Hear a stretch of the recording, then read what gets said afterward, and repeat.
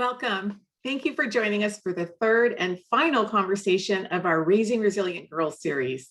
I'm Teresa Edie Keeney, and I have the great privilege of being the CEO of Girl Scouts of Greater Los Angeles. In our previous discussions together, we addressed feelings of isolation, COVID fatigue, and how to manage stress, anxiety, and depression. And now that classrooms are opening up, it brings on a whole new set of anxieties for both girls and their parents. Our topic for conversation today could not be more timely. Back to the classroom and managing school stress. What does it mean to go back to the classroom? In a national survey conducted by our Girl Scout Research Institute, hundreds of girls made their voices heard on a topic they care deeply about, mental health. And what our researchers learned was not surprising to Girl Scouts. School is a significant source of stress. While more than 7 in 10 girls report feeling stressed about tests or homework, they are also overwhelmingly express concern about living in an uncertain environment. Girls are concerned about the safety of their school's reopening plans. They feel pressure about choosing between remote and in-person learning, and nervous about the academic quality of a remote education. We learned 84% of girls are stressed about the future and how the pandemic will affect their prospects for attending college, finding internships, or landing a job. At Girl Scouts, we hear from girls saying things like, and I quote, "I get stressed about the SATs, college applications, my struggles with learning, having special needs, health issues, thinking about the future, and the expectations I have for myself, like what kind of woman am I supposed to be?" I mean, wow. And for parents and caring adults who are watching their girls struggle, it's especially stressful. That's why I am thrilled about today's topic, and I'm honored to introduce our moderator, Kyle Kittleson from MedCircle. MedCircle is also our platinum sponsor for this event, and we are so grateful for their participation. Kyle will be guiding us through this conversation with our esteemed panelists. Welcome, Kyle, and thank you for joining us again. It is wonderful to be here, and I'm excited to dive in today because I have learned a lot in our previous panels or Zoom videos, so to speak. So let's now introduce our who you're really here to see, our guests. So our first guest is Bernice Garasic. She's a 6th grade dual language immersion teacher and student support team coordinator. We also have Dr. Franklin, who's an educational therapist. We're going to be getting your questions answered by them in just a few minutes. Of course, we have Dr. Judy Ho, who will be leading us in a few exercises and also answering your questions during today's panel. But first, I got a question for y'all, okay? You're going to get a little link in the group chat. And if everyone, including our panelists, could click on that link, it's going to ask you a really simple question. How are you feeling? You know, it's something we ask everyone else except ourselves a lot. How are you? How are you? How are you? Now really think about it. How are you feeling? Go ahead and click that link in the chat and put in your answers. It's going to come back later. You'll see. Now, if you do decide to participate in the group chat, make sure you click reply all. Otherwise, only the panelists are going to see your questions. And that's fine if you just want the panelists to see your questions. But we've been doing a few of these panels, and it seems when people reply all, the conversation goes a little more in depth and you get a little more insight. So thank you for that. As people continue to click on that poll, we're going to take you to another poll. We're data collecting right now. This is a more typical Zoom poll, so it's going to pop up on the front of your screen, and you're just going to answer this simple question. What age range are your girls? 0 to 5, 6 to 10, 11 to 14, or 15 to 18? Now, panelists, you're not able to vote in that, so you can just ignore that. We'll give people a couple moments here to click the link in the group chat and then also click your answer to the first Zoom poll. And then our final Zoom poll, I promise this is the only questions I have for the guests and the viewers. The second poll, when it's ready, will pop up. And this poll is asking, what are you most concerned about from this past school year? Regarding your girls, is it social or academic well-being? Social well-being or academic well-being? Of course it's both, but if you had to pick one, which is it? Is it, man, I don't feel like they're getting the quality education they need to get into college? Or is it, man, I feel like they're missing out on big life events, activities, camaraderie, school friendships, etc.? Be really interested to see the results of those polls. Now, as I think we've gotten through all of the polling for the day, let's go right into some questions. I'd like to start with Dr. Franklin. Dr. Franklin, this is coming from one of our viewers who's asking, what is a healthy balance between helicopter parenting and supporting kids so that they keep learning and don't get frustrated? Dr. Franklin. Well, thank you, Kyle, for the question, and welcome everybody. I'm delighted to be here. This is a question I get frequently. We've all heard about the helicopter parent. And my answer is this. Here's the difference between a helicopter parent and a helpful parent. A parent who provides help that's not needed is a helicopter parent. A parent who provides help that is needed is a helpful parent. And it's important to evaluate your child's needs on a daily basis. And wait, hold on, Dr. Fine. Did you say a parent that provides needs to, can you say that one more time? Because I think you said helpful twice, and I just want to make sure I'm getting it. I may have, so please forgive me. At any rate, the difference between a helpful parent and a helicopter parent is this. A helicopter parent provides help that is not needed. A helpful parent provides help that is needed. And kids who are struggling for any reason, it could be social, emotional, academic, or any other reason, need a lot of help. So if you're providing the help your child needs, you're not being a helicopter parent, you're being a helpful parent. We've pathologized children's need for help. We have pathologized parents' desire to help their children, and we shouldn't be doing that. We should allow parents to look at what kind of help their child needs and provide that help. It will vary, not only day to day, but even hour to hour. So let's go through a hypothetical example then. I'm a parent, my child is in tears, they don't want to do their homework, they don't want to study, they're yelling. I mean, they're having true anxiety over this, but I know they're capable of doing their homework. What is my role then to be a supportive parent and not a helicopter parent? Well, you just described a child who's upset, dysregulated. It means their prefrontal cortex, the part of the brain you need to focus, to pay attention, to work hard, isn't working. When any human being is agitated and upset, and we all know this, we're not in the best position to attend to a task, especially if you're young. So the parent's key goal in that moment is to help that child feel calm. And the only way a child can feel calm is if we ourselves, as the adult there, first make ourselves calm. And fortunately, Dr. Judy has a lot of wonderful suggestions and ideas with regard to how we can achieve that. And once the adult is calm, to work with the child to first feel calm before we try to move on to some of those challenging tasks. Otherwise, you get into that infinite loop of fighting and bickering and those very complex child-parent dynamics. Yeah, well, not only are parents struggling with correctly responding to their children, but teachers, I'm sure, have met their fair share of obstacles. And that brings me to Bernice. Hi, Mrs.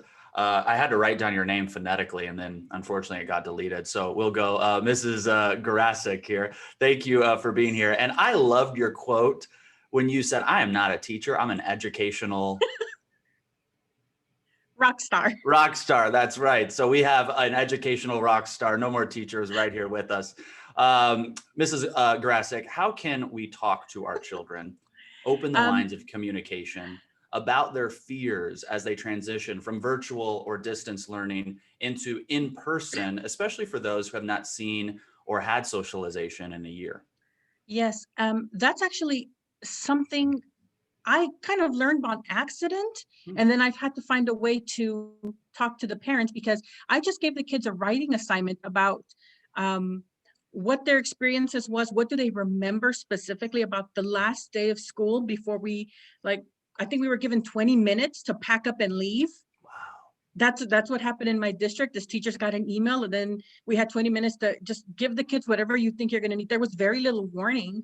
And then talking it over now with my sixth graders, they couldn't verbally, for some reason, orally, they just really weren't comfortable talking. But when I had them write it down, all of a sudden these stories started coming out about how they didn't show it, but their anxiety went through the roof because all the stories they were hearing in the news. And it's one of those where parents we don't always remember that our kids are listening to the things we're saying. So they would hear conversations that their parents were having, and then so their stress levels started going up, and not being able to talk to their friends, not being able to see them, the socialization was completely gone. And, texting with your friend is not the same as getting that actual physical time with your friends to talk with them away from adults where they can, talk about whatever it is they're seeing online or shows or whatever it is they're doing. And finally, they reached a comfort level where they're writing it down for me and telling me. And I started to notice that there was an underlying theme within all of them that we didn't really take into account how, we assumed that there were going to be learning losses. And a lot of the conversations in the beginning, and then when the school started to go to the virtual model in the fall, was all about, we got to mitigate the learning losses. And there was not a lot of conversation in the beginning about how we're going to work with these children regarding their anxiety, the stress they're feeling, the fears that they have. And that really didn't start coming up until much later. And as an educator and as a parent, I had to start figuring out, how am I going to talk to my own kids while talking to my students? But at the same time, I have to let the parents know, because a lot of times the parents, they were unaware that their children were feeling this way, because sometimes we know, especially at that teenage age, they're not always comfortable telling their parents everything, or even talking and having these conversations. So they go to someone else, and it turned out it was the teachers that were suddenly starting to hear these stories. And so a lot of what we had to do is just do a lot of dialogue with them, conversations. And one thing I do in my classroom, and I encourage parents to do, is just start out with general conversation. And I know we always tell our kids, how was your day? And they'll usually say, it was fine. They don't give a lot of information. Yeah, every time. Yep. Every time. But I found that the more I talk about my day, funny stories, this randomly happened, they start slowly opening up. And then you just kind of start guiding the conversation to where you want it to be, which is, how are you feeling about this? What is, making you nervous? Because, my eldest daughter now is starting to tell me, she'll come up and she'll just tell me, I have a problem and this didn't go so well at school today because I don't remember any of this. And I know I learned it, but, it's kind of just gone. It's disappeared. So I'm starting to pick up on these cues that they're giving, that they're ready to talk. They just need somebody to guide them to have that conversation now. I love that piece of insight. Now let's go to triple board certified forensic and neuropsychologist, and truly one of my favorite people that I've had the fortune of meeting, Dr. Judy Ho.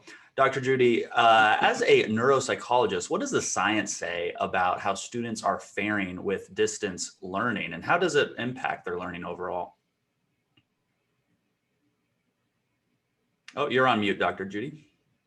There's so much change going on right now. And I think that we sometimes realize that even if we're going on during our day-to-day, when we feel a little stressed out, we feel like our attention is split and we lose focus on something that we're doing. And I think that for children, that's 2 or 3-fold. It's if there is other anxieties and stresses that are happening, and then you're also trying to learn at the same time, we know that the brain actually cannot do a very good job of actual multitasking. What we all thought was multitasking and what we were all aspiring to all these years was actually just your brain switching back and forth between tasks really quickly. But that's actually really inefficient, and it puts a lot of stress on our cognitive resources, and you also get tired quicker.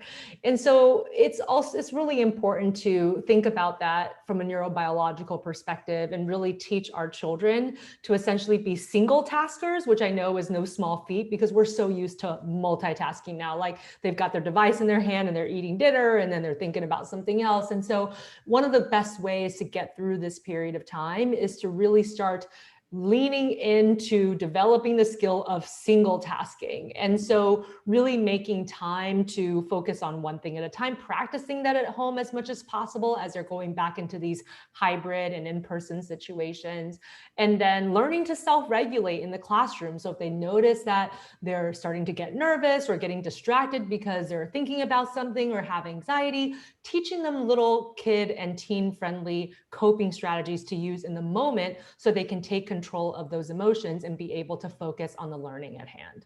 Mm-hmm. And I wonder how many people who are attending this panel live are doing something else while they're listening. And I get it. We're all busy, right? You got, okay, I'm going to make dinner. I'm going to listen to the Girl Scout panel. I'm going to do it. And I understand that. But if you can carve out the time for those really important tasks and just focus on that, I mean, Dr. Judy taught me that, and it changed my productivity immensely. I want to talk about children who are introverted. Children who may have said, you know what, this last year was primo. I didn't have to go to high school. I didn't have to go meet anybody. I didn't have to talk to anybody. I didn't have to ask a girl out or a guy out or anybody out. I could just sit at home, do my little thing, watch TV, and go to bed. They're going back to school now, Dr. Franklin. These kids who are naturally introverted and now have had a year practicing their introversion are going back to school. What advice do you have to parents to really support those introverted children? And I'm one of them. As they go back into mainstream, so to speak. Well, you're absolutely right, Kyle. A lot of kids really did benefit from this change in how education was practiced. And I think it helped us learn a lot about those children and their needs. I think we've sort of pathologized introversion, and we shouldn't do that. We need to think about a much sort of neurodiversity. There's a very broad range of personalities and personality types. And if a school isn't able to continue the instructional practices that work so well for those children, there are other things parents can do. There are forms of virtual school and virtual learning and other types of instructional practices that will maintain some of the control that allowed those children who previously felt very anxious, did not do well. In many instances, these are children who were bullied frequently, did not function well in the existing social context. And instead of forcing those kids right back to the bad old ways that happened previously, we need to look at various things modifications that we can make and take into account that there are alternatives to a lot of the traditional types of schooling. Now, that being said, I'm a big fan of traditional schools and schooling. Having been a school teacher and school administrator myself, it's an environment I liked and enjoyed being in. But we should take note of those children who really excelled learning virtually and look at things that we can do to maintain some of the benefits that virtual learning had for quite a few kids.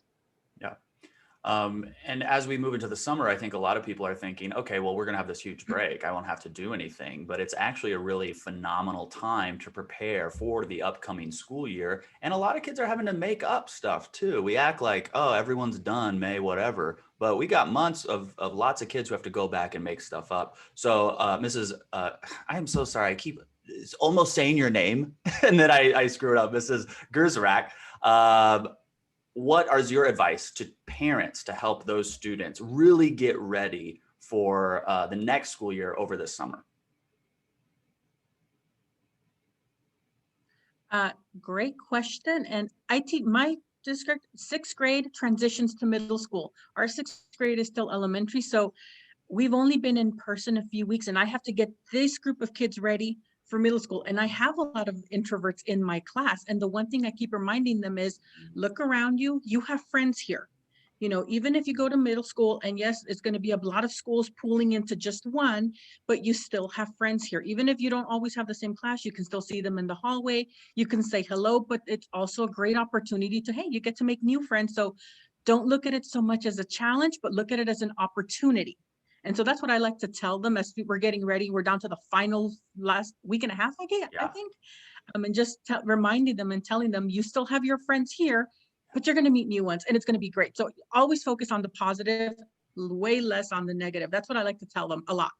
Okay, now just for fun, you tell them that. I know this would be me if I was, that age. I would say, I don't care. I am not excited. I have great friends. I don't want the change. Humph. What is your response to that? Oh, I've seen that and I get that. I know. It's one of those, and it's one of those where you want to give tough love, but not in a angry or hostile way because you don't want to shut them down either. And you have to accept that for them, this is a challenge. The whole year being at home for some of them was just the best thing that could have happened, because it was just, it was their comfort level. And now we're rapidly pushing them out of their comfort level and saying, you got to learn to fly. You're on your own. So you have to figure out a way to give them some tough love, but without being condescending about it, without being mean about it, because the reality is all of them are going to be faced with this sooner or later. Once they get to middle school, it could be the difficulty of the classes, could be the teachers, new students, they don't like PE. Same thing happens to the high school students as they're transitioning, those getting ready to college. So it really varies on the child. I mean, some kids do better with, the firm, strict, tough love, and some do better with that gentle guiding hand. So you have to go with what's better for the child, because not every child will react to the same thing. Thank you, Mrs. Garasik. Let's go to Dr. Judy Ho. Dr. Judy, one of the participants is asking, new pods and learning groups may mean that kids move into a new school or grade without their network of friends, making an already socially tough situation even more difficult. How can parents help their kids through this?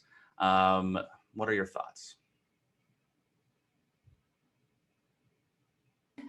This is a very, very good question, Kyle. And I think that we're all in new territory here, but we all know the importance of social connectivity. Yes. It's really important for children and adults to have meaningful social connections. And it's going to be tough to transition to this new school landscape, but also to not have your usual social circles that you are used to leaning on and seeing and getting excited about spending time with can be very tough. And so all this means is that parents have to be a little bit more conscientious about creating these social opportunities outside of school time. So in the past, it might be a little easier to manage that because, okay, they're getting a little bit of time with their friends at school, or maybe they're staying for a specific extracurricular activity at school and you know that they're going to be with certain people. If that's not accessible, then I think it's important more than ever that parents really focus on a couple of play dates or study sessions, a couple of weeks where they get to be with their friends and the people that they're comfortable with. If they're part of a troop, really helping them to maintain those connections and attending troop activities so that they can get used to seeing the people that they're usually bonding with in these interactivity spaces. And I also think that it's important that they're able to essentially keep building their social skills as much as possible, because what's happened through the pandemic for the last year and 4 or so months is that both adults and children, our social skills are really different now. We're not used to interacting with people directly, face to face, doing things in person. And there's going to be some anxiety that comes with that too. So the more that you can set up safe and structured ways for your children to interact comfortably, the more they can work on those social skills and get comfortable again and deal with any of those anxieties that are coming in with being in person with people again and having to make conversation. Practice really does make perfect. And also, if you think about it as a necessary component of their well-being and emotional health, making sure that you have at least 1 or 2 fun or group activities planned for your child outside of school every week would be great. Fabulous. Well, we're going to hear more from Dr. Judy in just a moment. But before we go there, let's see the results of our 2 Zoom polls. The first poll, we asked the different ages, and it looks like 58% of viewers have a child between the ages of 11 and 14. That's good for us to know for the rest of this panel, so we can tailor that specifically. But of course, we'll talk about all age groups.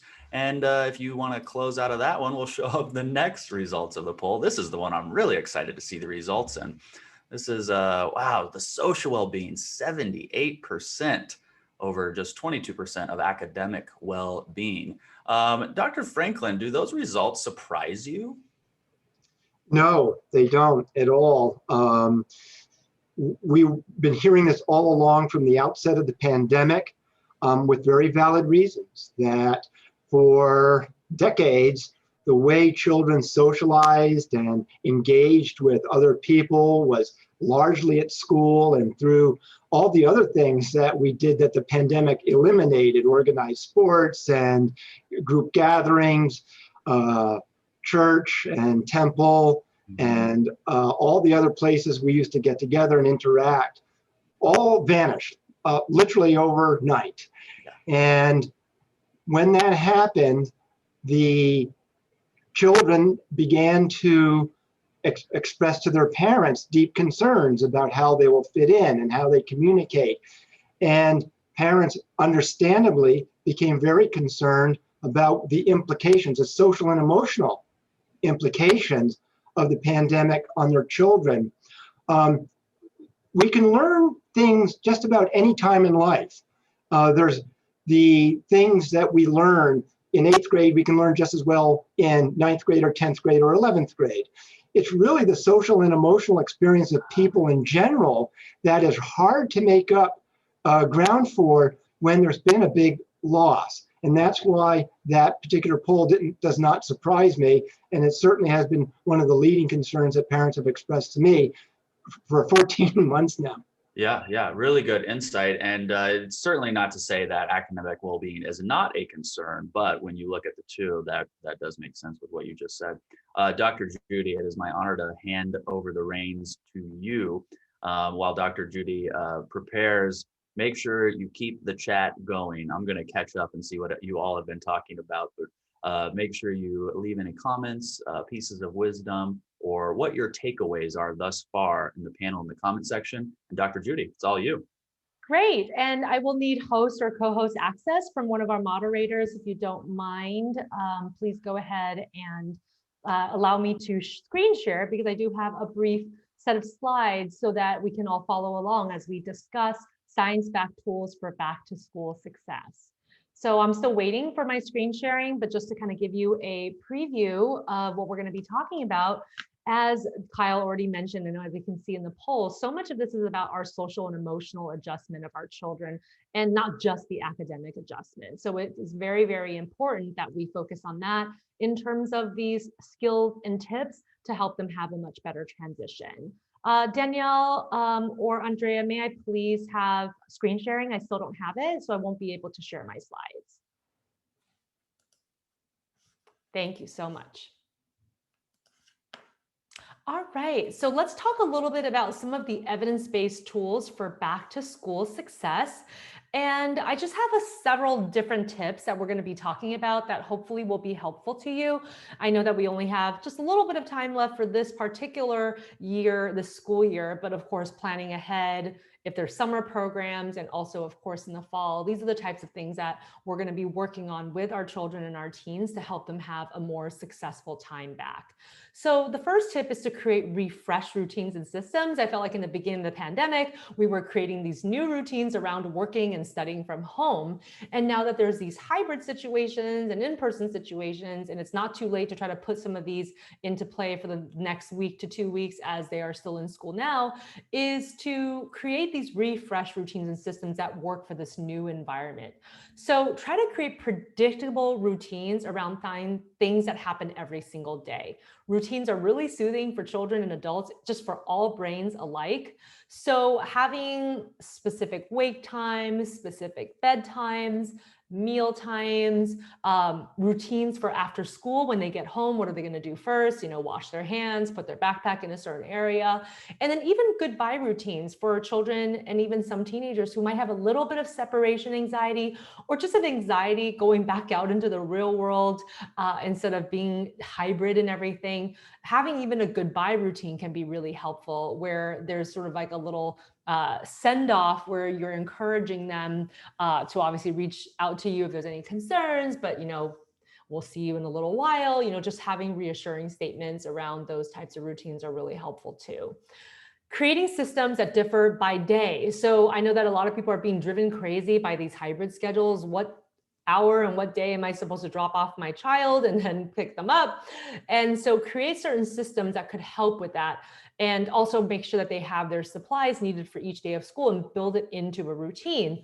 One of the tips that I like to give parents is having a launching pad within your home, where essentially this is where the child or the teen is going to gather everything they need for the next day. And sometimes different supplies are needed for different days, depending on what their setting is going to be, whether in person or at home and online. But basically they have this designated area within the home where they can drop all of their things for school, double check it the night before, and then the morning of, they literally just have to go to that spot and everything's ready for them, pick it up and go to school that way. And even if they are doing a online school that day, still helpful to have, again, that launching pad just with materials that would be more relevant for them learning from home. Writing the routines and steps down for each day, post them clearly in your home. Children and teenagers and adults, we all love visual aids that can really help us to get organized. And then practice going over next day's morning routines and schedules the night before and build it into something else that's already happening. So for example, right after dinner or right before bedtime, just making sure that that's always consistent. And then finally, creating routines for school assignments and helping children to stay on top of them. For example, even using a Google Calendar, a day board app, or just the physical whiteboard to make sure that you're staying on top of all of these different classes and assignments.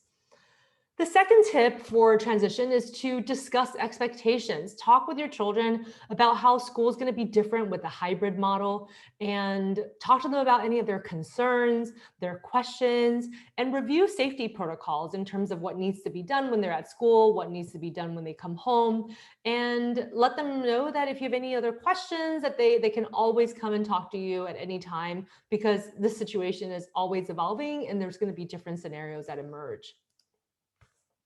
And the third tip is to create space for emotional processing. So again, speaking to the social and emotional success of our children and teens, it's really important to talk openly with children about their fears, anxieties, but also excitement when returning to school. What are you most looking forward to?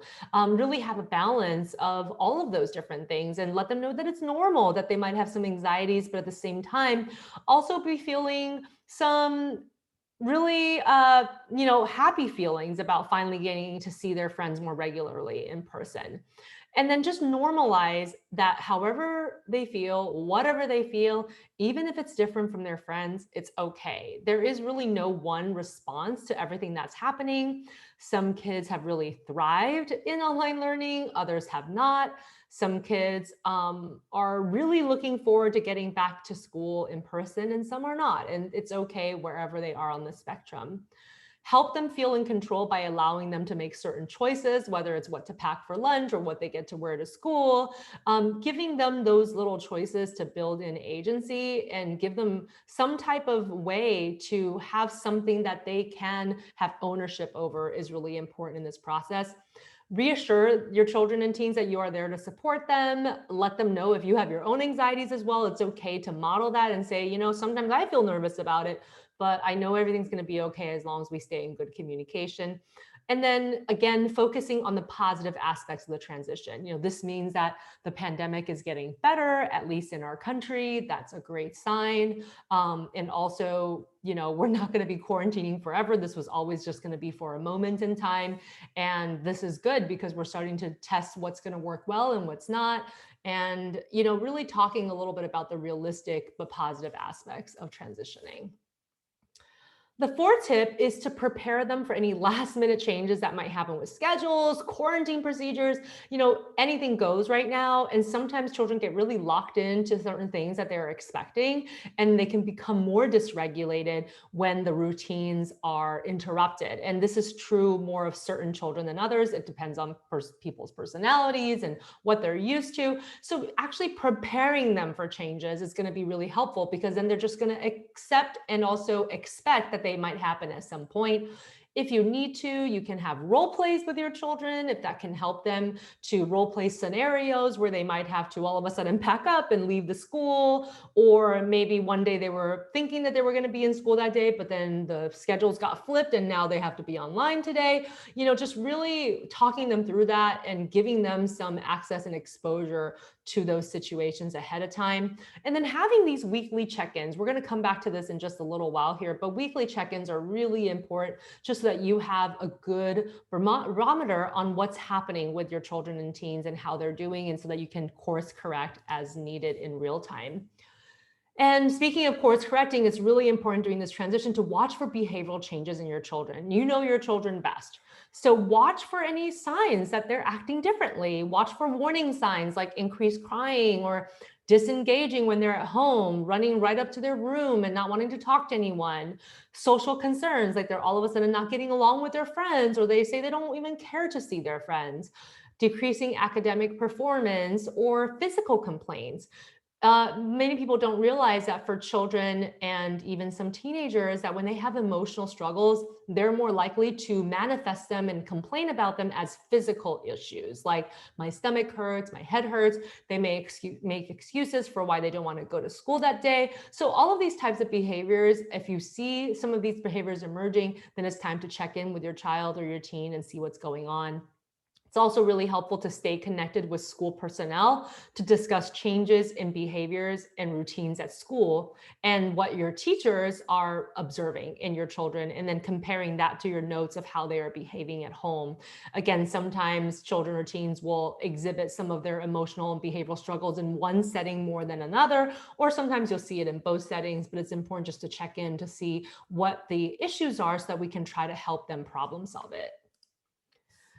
And the last major tip is really to set up family meetings. This is one of the things that I think is so helpful for all transitions, but also just in general, a great tool for families to spend quality time and to have a way for the families to reliably keep in touch and to work on all different kinds of things, both positive things and also when something needs to be problem solved. So it's a great way to have actual quality time, and all family meetings should have a balance of positive aspects and also problem solving so that children don't come to dread these family meetings. Pair the meetings with incentives. So once you decide on a time and day each week for these family meetings and you stick to it, you can pair them with incentives like, okay, after our meetings that happen on Sunday afternoons, that's when we get to have Sunday dinner, and it's kids' choice, whatever you guys want to eat, we're going to make that meal, or we're going to go out for that meal. So pairing them with something that they definitely look forward to, that can really help to ease setting up something like this if it's not a system that you already have in place. Generally 30 minutes, it's plenty. It's a sweet spot for attention for everybody in the family. And also there's some novelty and interest. After 30 minutes, people's attention definitely tank. And so 30 minutes is a good time for family meetings, and you'd be surprised at how much you can accomplish in just 30 minutes. And speaking of accomplishing things, it's good to have the agenda in advance. And again, giving your children and teenagers agency, invite them to add to the agenda before the meeting. So you can do this on a whiteboard or on something that can stick to the back of your refrigerator. And it's like, okay, until the day before the family meeting, you can add to the agenda if there's something that you'd like to bring to the table and discuss. You can also let your children or teens choose their roles. Are they going to be the note taker this week, the leader of the meeting? Are they going to be the snack maker? And then just rotate the note takers throughout and follow through on the action plans that you're going to determine together during your time. Some of the rules of engagement that would be helpful for these family meetings: have clear guidelines for attendance and participation. So like a real meeting, they should be on time. There should be no devices, and you should limit distractions as much as possible for the meeting area. So if the meeting is in the middle of your living room and the TV is there and there's a bunch of other stuff happening, that might be a little harder for them to have a focused meeting. So find a place where maybe there's not as many distractions and have those meetings always take place in that area.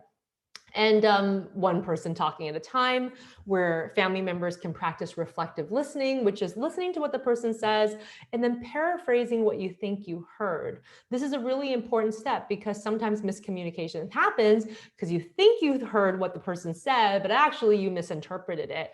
And so when you have a reflective listening exercise built in, especially when it's around more stressful topics, then there's a time to course correct in real time. And the person can say, well, that was a pretty good summary, but you missed one part, or that's not quite right. And they have the chance to correct you in real time before a misunderstanding occurs. And then there's a lot of different worksheets and templates that can help you with follow through and setting up these family meetings. I just put up a couple of examples here. For example, this is a template for a family team meeting where you're problem solving something. And so you can write down the topic, examine options, everybody brainstorm, put those options on here, analyze the pros and cons of each, and then as a family, make a decision to adopt one of these options that you came up with. Here's another example of another template that could be helpful for the family meeting. And this is something that's on the positive side, like what's your family summer bucket list, and have everybody contribute to this. And then try to schedule time to actually start knocking some of these items out during your free time on the weekends with the family. And finally, another really nice template is one for family goals, where maybe you all determine a few goals that you guys like to work on for the next 2 to 3 weeks, write down the specific steps to reach the goal, and then at every family meeting, come back and check how you're doing and how your progress is going on each of these goals. But I think that the family meeting tool is a really important one. Not is it only good for transitions and staying on top of what everybody is doing in the family, but it's a great way to build and foster good communication and just have a dedicated space to air out grievances or just to express your emotions, and also to reflect on successes. Another great thing to use family meetings for is to encourage people for doing a great job and essentially recognizing people for doing a good job and putting their full effort in. And that's another way that you can utilize family meetings as well. It's just another dedicated time to provide both positive feedback and also talk about steps for improvement for your children and teens during this transition. Back to you, Kyle. Excellent. Thank you, Dr. Judy. I have a follow-up question for you, though. I love all those templates you had. Are those going to work with any age group, or do we need to make adjustments depending on their age? Yeah, I think it's always good to make sure that whatever materials you're using, that they are age appropriate and developmentally appropriate. The ones that I showed are pretty versatile. They're kind of good for all ages, but I think obviously if you have younger kids, you can try to decorate the worksheets, bring out the arts and crafts. You know your children best and you know what's going to appeal to them most. But for older children, those are still going to work. Teenagers especially, I mean, those worksheets are great for adults, just in terms of like really going through a problem-solving worksheet, essentially. So the first slide that I showed, which has a problem-solving worksheet, and it's basically spells out team, it's actually based on a cognitive behavioral technique that we use all the time with adults when we're talking to them about building skills. And so I think it is appropriate for all ages. I did just see a comment that said, my 50-year-old husband will not like these worksheets. You might need a worksheet for that. We or Girl Scouts will be sending these out tomorrow in an email. So you're going to have access to these templates and resources that are mentioned here today. So now you know that. All right, let's go to some more viewer submitted questions. I'd like this one to go right back to you, Dr. Franklin. It says, social media evolved quicker than social protocols, restraints, determination of age level appropriateness. This is an area in which Girl Scouts can be a guiding light into the maze of social media. How much or what type is healthy, and what heightens the stress, anxiety, and depression, particularly for those in the pre-teens to tweens demographic? Well, parents everywhere are concerned about social media, and for some very good reasons. It is fraught with dangers and challenges and problems. One of the things that we can do with young people everywhere is try to replace hours per day of social media with things that aren't involving screen time, of doing things with other people, getting outdoors and getting involved in the arts and crafts, dance and music and sports, and voluntary work, and doing things with our families together, cooking together and fixing up the house and building things and helping our neighbors and doing things with people and getting away from screens.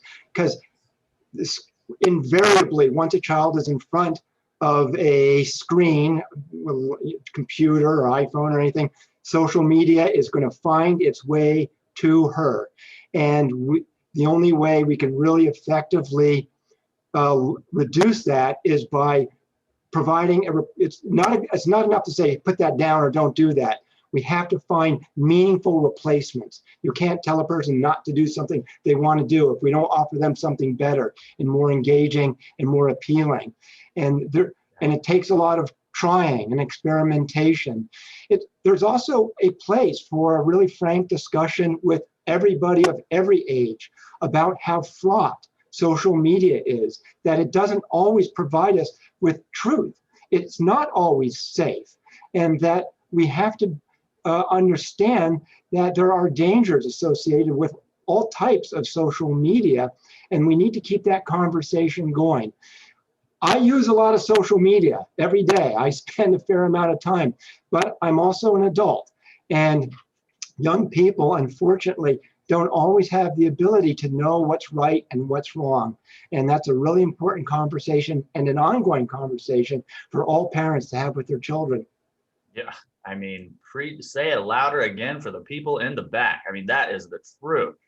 Somebody in the chat, and I appreciate all the chat interaction here. They said the troop I have now blossomed when we started cooking at every meeting. We meet in my home, and it really brought them together. I get that. I mean, even when I walk outside on a walk, I do not see anybody under the age of 20 years old not looking at their phone. And they're walking outside looking at their phone. I mean, I'm on a soapbox already. Let's go to another question. No one cares about my opinion on this. Okay, so this question goes to, let's go, Dr. Judy, let's go right back to you. My daughter has extreme anxiety about being late for things and decides at the last minute to add something to her backpack or add something she wants to bring to wear, thus increasing the anxiety. I'm not patient with this. Not is in all caps, by the way. I am not patient with this and tend to snap at her. How can I work to handle these situations better, Dr. Judy? Well, I think it's hard because oftentimes some of that is our own anxiety as well. I certainly know that I'm somebody who, I don't love changes to my schedule. I mean, I can deal with them, but it's not my favorite, especially if it's last minute. It's like, wait, I had set aside this period of time to do this, or I was supposed to be out the door at exactly this time. And so we all have our own, essentially our own flexibilities and our own tolerances of last minute things and substitutions, but also trying to see your daughter's behaviors in a different light, which is that sometimes they're adding things last minute because that's going to bring them some peace or some calm. They want to have those objects for them so that they feel less anxious later when they need it.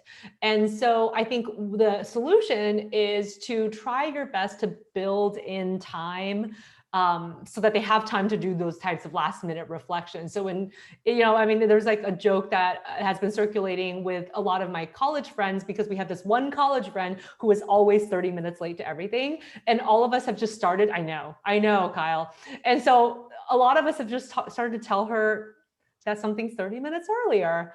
And then she's on time, And so it's almost like that. I mean, we're not trying to trick your child, right? You can tell them exactly what you're doing as you're doing it, but just say, we need to be out of the house, we need to be out of the house pretty soon, but I want to make sure that we have everything ready at 8:15, even though we really don't have to leave until 8:30, so that there's that 15-minute transitional period where they can think, well, let me see, is there anything last minute I want to grab real quick, or if I want to change my outfit or whatever it is. You build in that time so that you're not pressed for time at the end.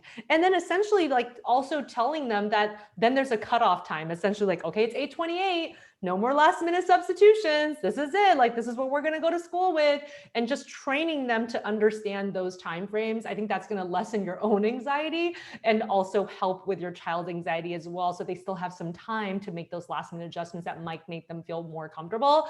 And by the way, for anyone who is wondering, our friend did eventually figure it out, but she was like, okay with us doing that. She was like, you know what? I get it. I'm always the one who's half an hour late. And the one time that she was actually on time was actually how she figured it out. Like there was one time she was actually there early and nobody was there. So yes, well, honestly, that's the sign of a good friend group, where they find out what you did and they can laugh about it. All right, Ms. Bernace, let's go back to you. We have some teacher questions here. How can parents communicate with their children's teachers or their school counselors about the fears in regards to learning loss, especially for students in that middle high school area? Because they can have anywhere from 5 to 8 teachers as opposed to an elementary school student who has maybe 1 or 2 teachers. Excellent question, actually. And it is difficult because unfortunately, the reality is in middle school and high school, because the teachers have that many classes, sometimes it's difficult for them to know exactly what student, if a parent reaches out and just asks, how's my child doing? When they have 120 other students, they may not know who's your child exactly, especially because there is not that one-on-one connection that we've missed from being in the classroom. So a lot of the times what I would suggest right now is, since everything has to be done Google Meets, Zoom formats, is schedule an actual time. Don't just shoot an email, request an actual meeting, a face-to-face one, have your child there. So they make that connection. Here's the student, here's their face. They're in your third period English class. They're in your morning homeroom class. And this is the issue we are having. I need to discuss this with you, just so they have that, that connection with the teacher, the student, and the parent. And that's probably the best way to do it, because elementary teachers, class of 28, 30 students, you remember them all. Middle school, high school teachers have over 100 students they have to deal with, and just a quick email or even a voicemail, they may not know or realize, okay, well, I recognize the name, but I have no connection other than a list of grades. They need to have that personal connection. Yeah, this is such good insight. Okay, so let's stay with you then. What are teachers, or how are teachers rather, keeping this in-person loss that can naturally come when designing the curriculum? Are they making any changes? Oh, yes, we really, really are, because, and I had a conversation actually today, and I kept stressing to my students, because someone called me out and said, how come, some of my classmates are not doing the same work I'm doing? And I told them, it's not about doing equal work. It's about doing what you need. Because I'm like, each one of you, you've been gone for a year. We've been gone for a full year. So each one of you had completely different learning analysis. Some of you in math, some in writing, some in English, whatever the subject was.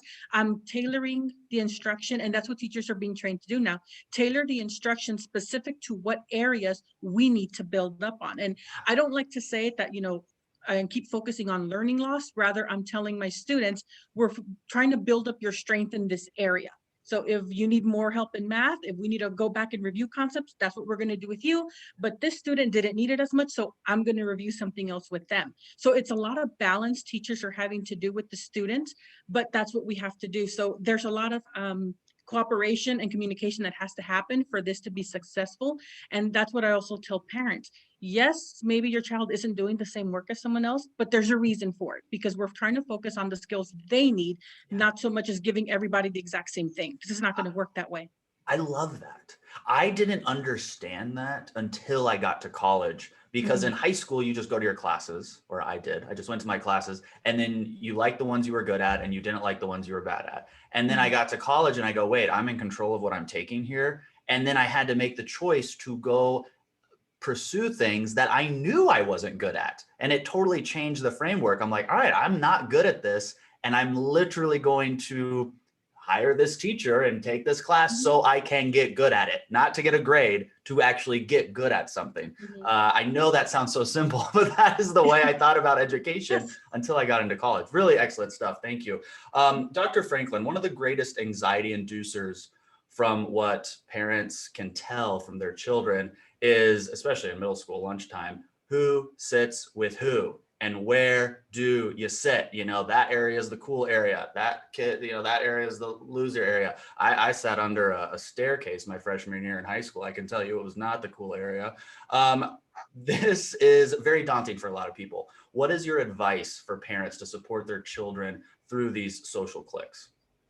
So it is an ancient problem. Yeah. That, especially among people in general, teens in particular, that this sense that I am who the people around me are, that young people cannot distinguish their own identity from the people around them. This is why we frequently see young people very unwilling to be around other children who are different for whatever reason.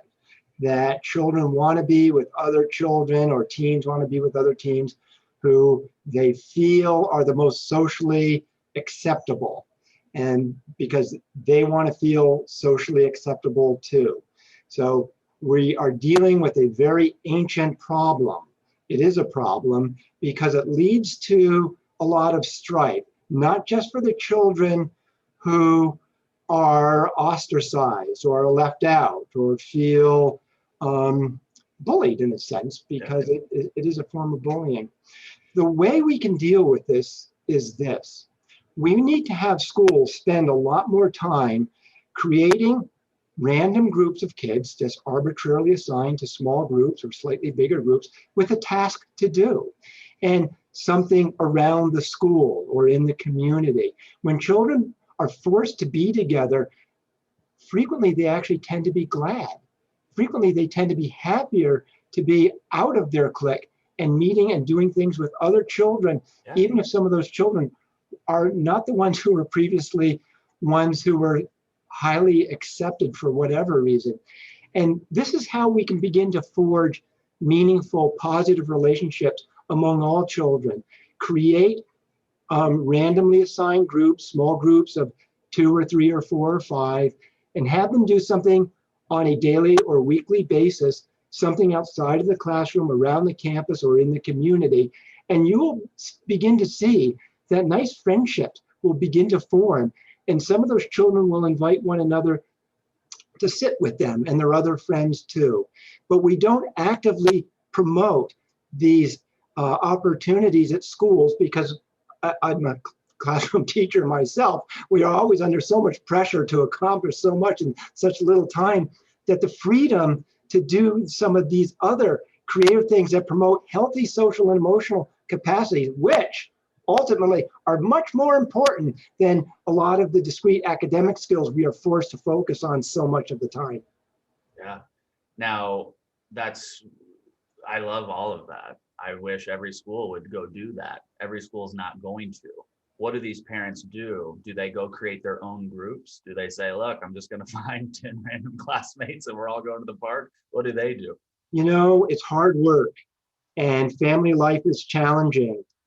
People work, they have jobs, hard jobs, and they work all day. And doing one more thing can sometimes feel like one too many things in the course of the day.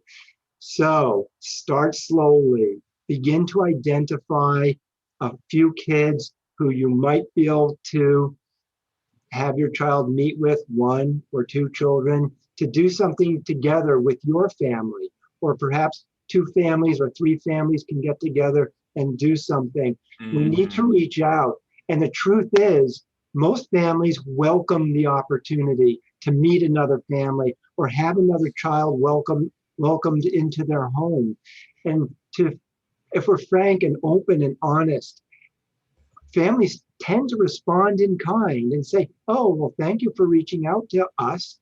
That sounds like a wonderful idea. By all means, let's try a get together and see how it goes. Excellent. That is some actionable insight right there. Thank you so much, Dr. Franklin. Miss Bernice, were you a popular child in school? I was the odd one. People knew me, Okay. but probably because I was kind of I didn't fit into any group, but no one had issues with me. I mean, I was friendly with everyone. I just kind of kept to my own little weird group. That's what they called us, just because, A little weird group. You know what? We would have been in the same group in high school. Okay. So now you have such a unique perspective here because you've been a child, as most of us have been, and you work in this school space. What, in addition to Dr. Franklin, would you have for parents who want to facilitate a strong, resilient young woman as they go into these very high social pressure cliques in school? One of the big things is I always encourage parents, start that dialogue with your children. Ask specifically when they tell you about their day or their classmates, ask names, because you're going to start identifying them, like, oh, Richard, okay, I hear this name a lot, it comes into play a lot. Or Destiny, I hear her name all the time in the conversation. What is it about her that you like? Or if they're having issues with somebody, find out their names. And not because you want to immediately they need to be your friend, or we need to go after their parents and talk to them because you're having problems with them, but you want to start identifying who these people are, and then start encouraging your child to tell you a little bit more, because maybe that might actually give you some insight into that I may actually have more in common with that child. Maybe you might actually know their parents outside of the school setting. You may work with them, you may know them through something else, through church or some other activity, and you can start kind of making that bridge over to facilitate your child getting to know that other person, getting to spend time with them. And then once your child kind of starts seeing some of their classmates that they normally wouldn't interact with during school, but they can see them outside of the classroom, it may just go to a quick, hey, how are you doing, in the hallways, to conversation, to friendship. So always take it slow, but start getting to know the names and the faces that your children are talking about from school. Yeah, excellent, Mrs. Garasik. We're going to stay with you, but I would like every panelist to prepare an answer for this one. What is the very best way to prepare a child academically for the new school year? I know there's 40,000 ways, but what is, in your opinion, the very best way? The one thing I'm telling my parents who have already started asking is I'm like telling them specifically one area. I'm focusing on one academic area. I'm not going to overload them and say, math, you got to do this, writing Yeah, practice right. this, no, it's Yeah. not going to happen. Yeah. I'm picking one academic area and telling them over the summer, we need to work on that reading comprehension. And these are some suggestions, some tips that you can do with them regarding the reading and engage in conversation. Focus on one and one only. Otherwise, you're going to overwhelm them. The last thing you want to do is bring up that stress and anxiety over summer. Yeah, One thing. come on. Yeah, I get that. All right, Dr. Franklin, what do you got? Well, Bernice's suggestions are excellent, and I agree entirely with her suggestions. They're very, very good. I'd like to add to that, we want to look differentially at children. With very young children, K3, K4, even K5, younger children, we may want to focus more on written language. Written language skill tends to be the more important skill with younger kids.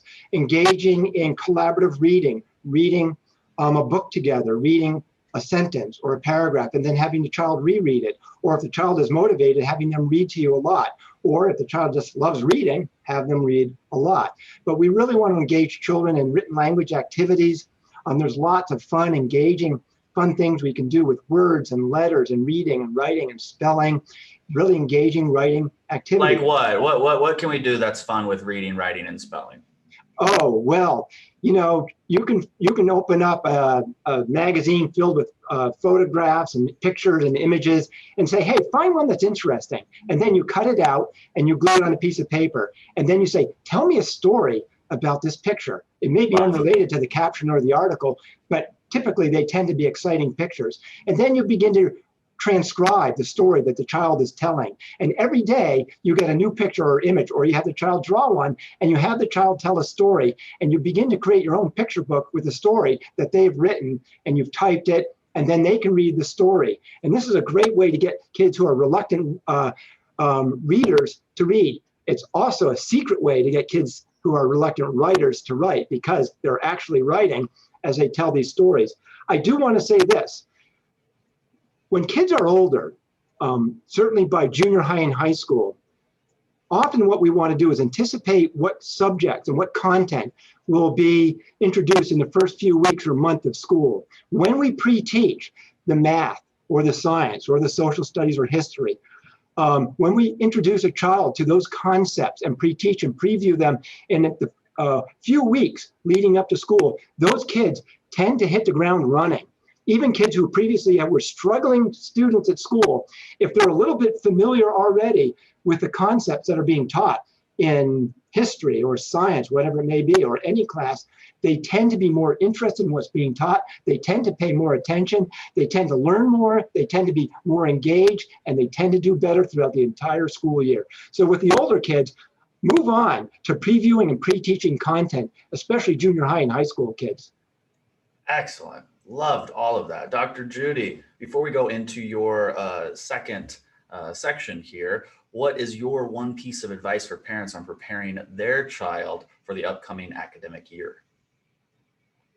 I think it's really important to get them to reflect on the things that are the most important for them in their lives, no matter what age they are. And the best way to do this is through values-based work. And I know that in an earlier workshop, we talked about this, but it's so important to invite your children and your teenagers, this is appropriate activity, no matter what age they are, to think about the things that they really value the most. What are the things that are most important to them, whether it's adventure or knowledge or community or spirituality or fun, whatever their value is. And okay, now, but what if my daughter says my value is Instagram and going on YouTube and TikTok? You can't, okay, you got to say that's not a value.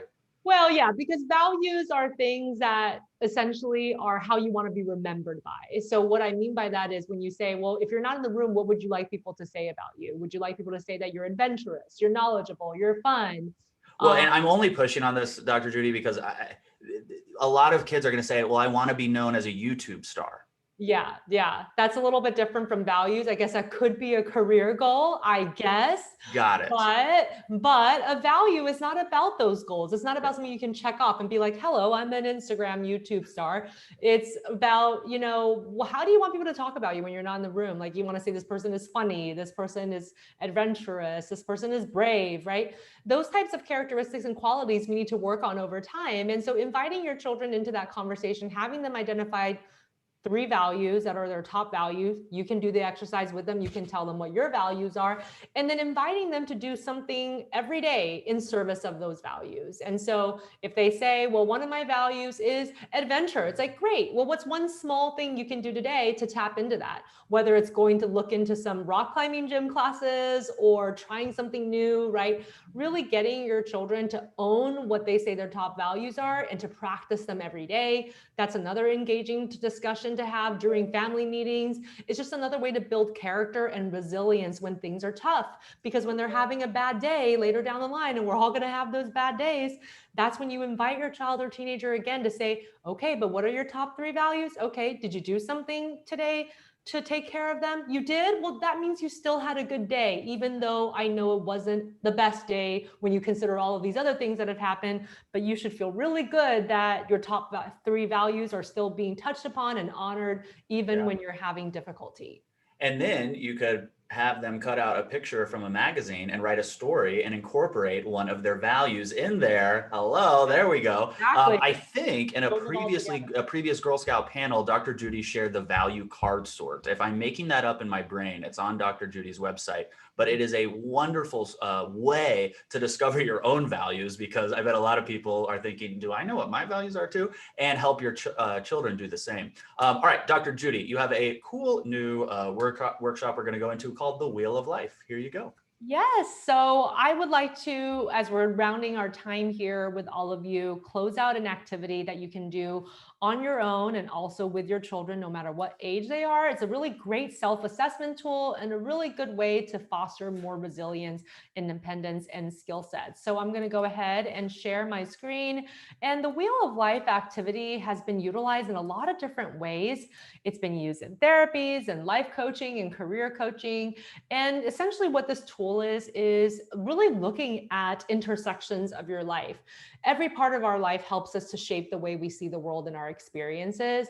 And different areas may seem different, but they're all interconnected, so that when something in one area changes, it can affect these other areas. So the Wheel of Life is a great tool for both adults and children of all ages to help self-assess and identify areas of strength and areas for change. It's a visual representation of how these different areas are linked, and also helps you think of ways to keep things in balance. So we're going to all do this together. It would be really great if you guys took a few minutes now, grab the piece of scratch paper, anything in front of you that you can scribble on, and we're going to do this together. And if you like this activity, definitely think about incorporating it with your children and your teens. So all you're going to do is start by drawing a circle right here on the right side of my slide. You just draw one circle, and then you divide it up into 8 parts. So essentially you're going to draw 4 lines so that you have 8 slices. And I now want you to brainstorm 8 dimensions of life that are important to you. And it's really up to you how you would like to label each of these 8 slices. And you can see here that I've indicated dotted lines where you can write the names of the 8 slices, but you can really write it anywhere that you would like, as long as you know which slice you're indicating towards. And it's really up to you. This is why it's such an individualized project, because perhaps you're going to label your Wheel of Life with roles that you play in life, you know, teacher, parent, things like that, or areas of life like career, finances, health, mental health, social, romantic love, spiritual growth, personal growth, recreation, physical environment. Those are some ideas of areas of life that you might put on there, or even values. We had just finished talking about values. So for example, it could be, if adventure is an important value to you, that could be a slice on your Wheel of Life. But go ahead and brainstorm 8 areas that you think apply to you right now and are most important to you to reflect on during this exercise. So again, grab that scratch paper and just go ahead and reproduce the circle with the 8 slices and label each of the 8 slices with an area.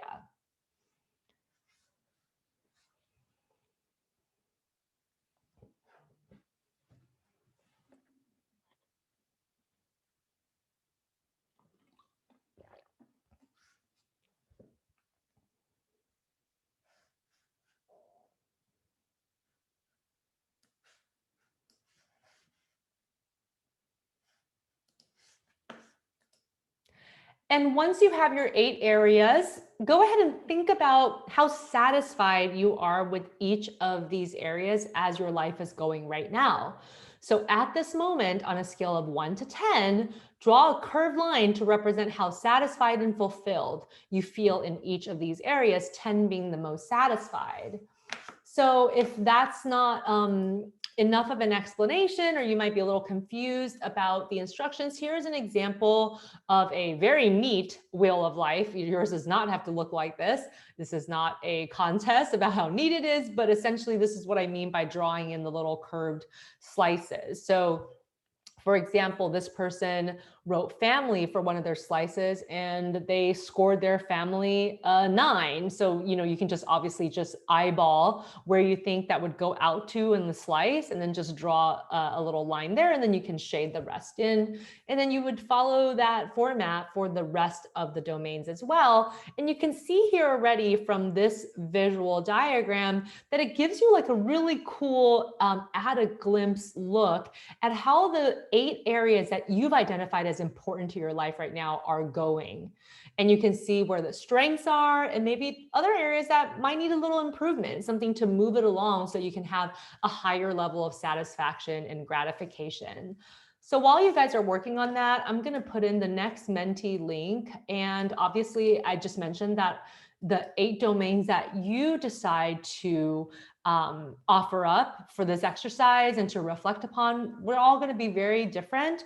But I'm going to go ahead and put a link in the chat, and I would love for you to respond because we are going to share results on this, where I would love to see, out of these 8 common areas that people identify, which one is a strength for you right now? Which one do you feel great about right now? And so go ahead and check out that Menti link and identify your strengths right now on a domain of life.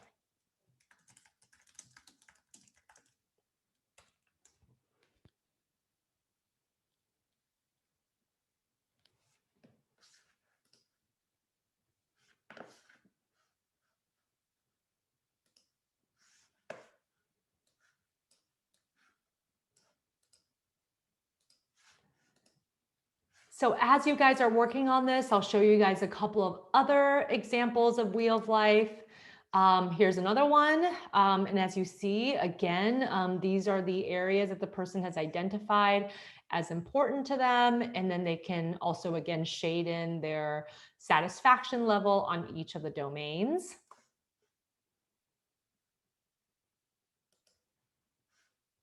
You can even make a wellness wheel of life where essentially each of the slices could be an aspect of self-care or wellness. And then how do you feel you're coming along each of these segments? And even though here there's only 6 segments, I wanted just to let everyone know that these are 6 common areas of self-care that people talk about. Again, a great thing to share with your children of all ages. What does it mean to take care of ourselves? Why is that so important to build this emotional and social resiliency? And essentially, when you want to think about self-care in a comprehensive way, you want to make sure that all of these different categories of self-care are being touched on or visited or worked on, whether it's emotional, physical, intellectual, spiritual, in whatever belief system you utilize, occupational or social. These are the types of things that experts believe contributes to a well-rounded self-care program.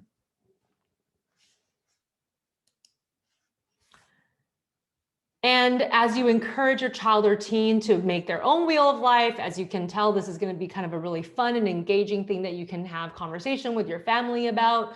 in terms of where they are. And really reviewing the wheel of life is going to be a really important part of the processing. So looking at where your strengths are and also assessing the areas that might need a little improvement. And as you're working on your wheel of life now, what are you feeling about your life as you look at your wheel? Are there any surprises to you as you're doing this exercise? How do you feel like you're currently spending time or would like to spend time in these different areas? And perhaps for a area where it's not a 10, well, what would make that a score of 10? What simple actions could you add to help make that more satisfactory to you? Which of the categories are you most likely wanting to improve right now? Which is the most important to you? You may have a couple areas that maybe are below a 5, and it would be helpful to improve on both of them. But is there one that stands out to you because of how you're feeling or what you think is most priority for you? And what help and support might you need from other people to make changes? If there is need for social support, what do you need so that you can have better satisfaction in this particular area? And if there was one key action that would begin to bring everything into balance, what would that key action be? And not only is this a helpful tool for you to self-assess what's going on for you, it's a great tool to talk about what's going on with your child and teen and to offer them support in an area where they've identified that looks a little bit like it's something that needs a bit of more improvement or support around. And it's a great way to do these periodically with your children and teens to check in on where they're at. Every time they do it, they could also be listing different domains, and that's perfectly fine as well. And so it's really important just to engage them in the activity. This is also another activity that really builds not only their self-assessment tool, but their ability to feel like they have agency and control in their life, and then being able to come up with action steps, tangible plans on how to change the things that you're not satisfied with. And that really helps people to develop resilience. So I'm going to put in one last Menti link here. Early when we first started this presentation, we asked everybody to respond about how they're feeling to 3 simple questions on sliders. I'm going to go ahead and paste the follow-up questions here, and it's the same 3 questions. But what I would love to know is, after we've been talking this whole time, sharing our experiences, hopefully offering some helpful guidance, has your feelings changed from the beginning when you first sat down to be part of this presentation? And now, how do you feel now that you've had some time to absorb these tools and to be part of this community and to learn some of the tips from our experts? How are you feeling now? So go ahead and please respond to that final Menti link. And after a couple of minutes, I will share the results.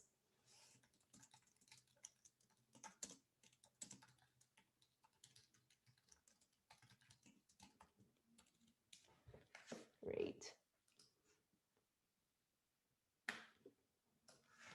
So feel free to use the Wheel of Life for yourself, for other people in your life. It's a great tool, again, to teach your children or your adolescents. These slides will be made available again after this talk so that you can utilize these templates anytime that you would like. And I'm going to go ahead and start queuing up some of the results of the Mentimeters that you guys have filled out. Thank you again for being willing to participate. So I'm going to go ahead and we're going to actually look first at the poll about the Wheel of Life. And I see that many people have already responded to this. Thank you so much. We're going to go ahead and share the results now. And this is what I'm seeing from our participants today.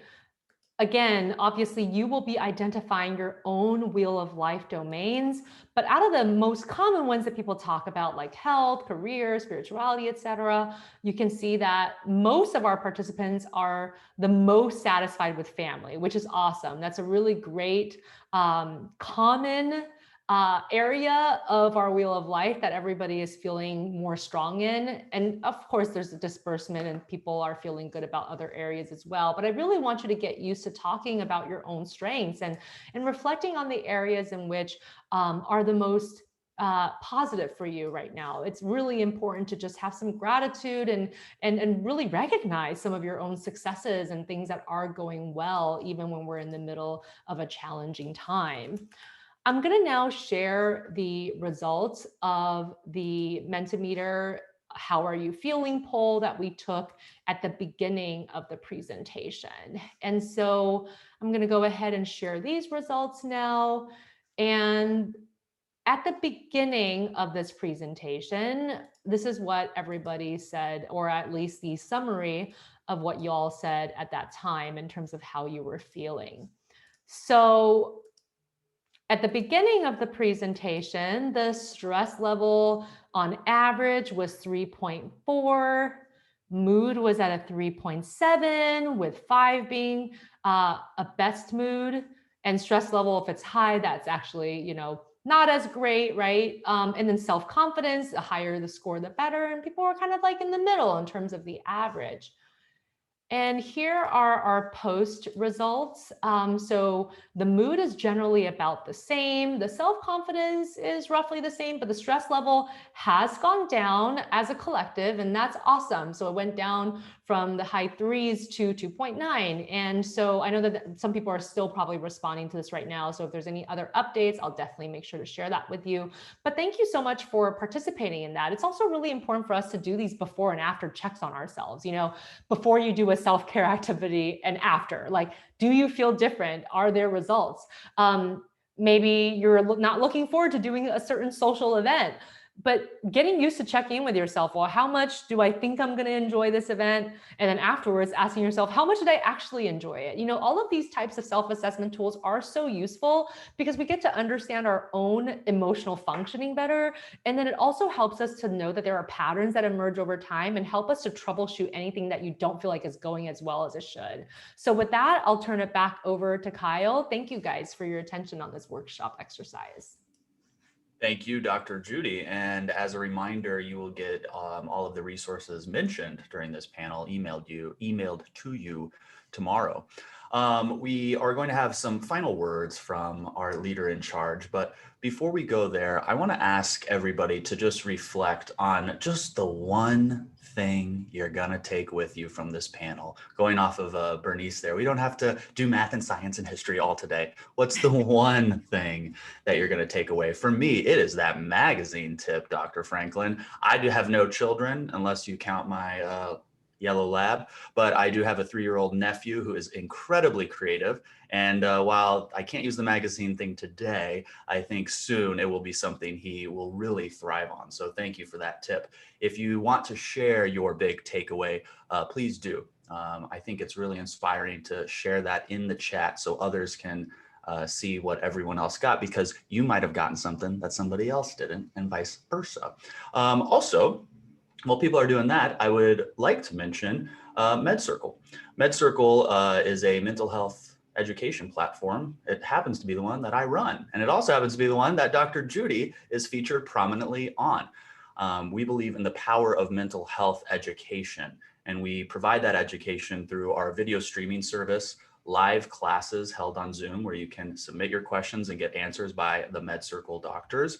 And we also have a free app you can download. This month, in Mental Health Awareness Month, we're giving anyone who wants it a free month of MedCircle. I'll put the link in our chat box, but if you go to watch.medcircle.com, you can claim your free month of MedCircle. Just make sure you do it before the end of the month. And thank you to MedCircle and Girl Scouts of America for allowing all of that to go down.